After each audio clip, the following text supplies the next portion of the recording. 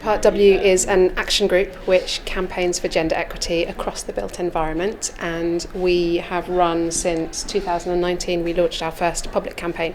We're really interested in participatory activism to get other people involved in being part of the discussion around making the architectural profession and then also the built environment a more equitable place for people to be working and for people to be living within cities.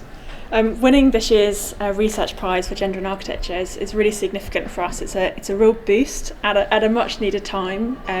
Running an action group voluntarily outside of our sort of day jobs and our caring responsibilities takes a lot of time and energy, and we really feel as though this award gives us not only a sort of boost but also a real recognition and a validation of the work that we're trying to do. It also helps us extend our reach. So one of the things we're always wanting to do is to expand the conversation and invite people in who might not normally be part of a conversation about gender equity. And so hopefully this award will further that as well. For architecture to be a more equitable profession, and this is something that we're thinking about and having conversations all the time and expanding our understanding too, there are many things that we feel need to happen. First and foremost, we need the conversation to involve not just women but everyone of all genders. We need to be pushing for pay equity, so we need a real understanding of where the gender pay gap exists. At the moment, we only have government mandated reporting for companies of 250 employees or more, so we're pushing for that to be expanded so we can really understand what's happening. And we also talk a lot about reforming of procurement, so looking at ways in which those who are up the sort of chain, if you like, the commissioners, the funders, think about the importance of diversity within their design teams and their client teams as well. That's something which we think is really important. Recognition is enormously important, and the W Awards is doing that brilliantly. We talk a lot within Part W about how recognition is part of this cycle which we seek to disrupt and interrupt, because you have this problem where when women aren't granted awards equally, which factually we know that they're not, that's part of the research work that we've done, you then have this knock-on cycle that happens where then women's work isn't written about off the back of awards in the same way, so their work isn't published, so then it's lesser known about, so then the next generation of future architects don't know about their work. Also then you have clients who may not hear about those practitioners so much because they haven't got as much kudos and they're not in the public domain in the same way, which then means that women won't be invited to pitch for work. So there's this cycle that we're seeking to where we're seeking to have an impact within that to make a change. Another thing that we very much feel is that whilst it's fantastic that the W Awards exists, the ideal in many ways is that it doesn't need to, and one of the things that we're very keen on is that actually we get to a point where Part W is no longer needed and it's no longer necessary.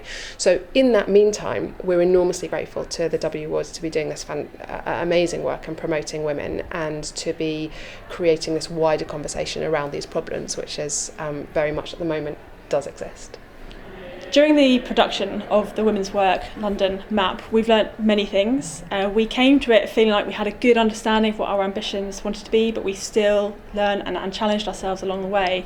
One of the key things that we wanted to do was to kind of undercut the idea that buildings come into being as a result of a single author, and to really celebrate the kind of diverse ecology of roles that exist within the built environment and within that coming into being.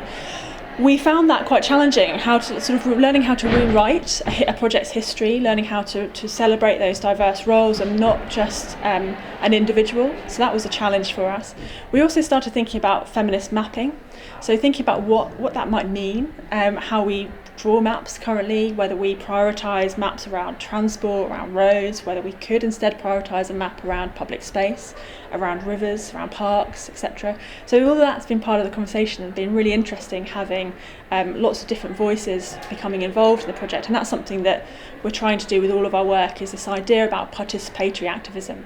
We're a small group, so we're quite a diverse group, but we want to expand and challenge ourselves as well, so we've learned quite a lot through doing that map. So in terms of who we're learning from and admiring right now, we recognise firstly that we are a small group. We're intersectionally diverse in terms of our ages, our ethnicities and our job roles, but we also realise that we're part of a long legacy of women who've been campaigning for gender equity and a sort of much wider conversation. So we're really aware of those who've gone before us and led the way for us to do many of the things we do already today. So we look a lot to people who've led the way in that, people like Kate McIntosh or Matrix Collective, for example. We also look to a huge range of other collectives and action groups who we are sort of working in and amongst at the moment. So people like Sound Advice, Paradigm, Black Females in Architecture. I mean, there's a whole host, the list is endless. And that not only inspires us, but it also means that we can collaborate, we can share resources, we can make sure that we are setting an environment where each other can thrive and we can feed into each other's work. So that's sort of a past and a kind of very much a present as well. So we want to expand this mapping series to take this project further. We started with London as a sort of a prototype and exploration, but we very much want to be continuing this dialogue around the rest of the UK and beyond if we can. More broadly, we want to expand the call for gender mainstreaming across the built environment, across policy, across the way in which cities are delivered, by whom and for whom. Vienna is a fantastic example of a city to look to that has historically been doing that for a long time, and so that's a policy call that we think is a sort of an umbrella under which we're doing this campaigning work. We're going to need to have a pause, regain energy, and then come back afresh. And that's the way in which Part W has worked for years, is this sort of lilting of putting something out there, hopefully having a great response, and then taking a moment to rest, and then on we go again when we're recharged.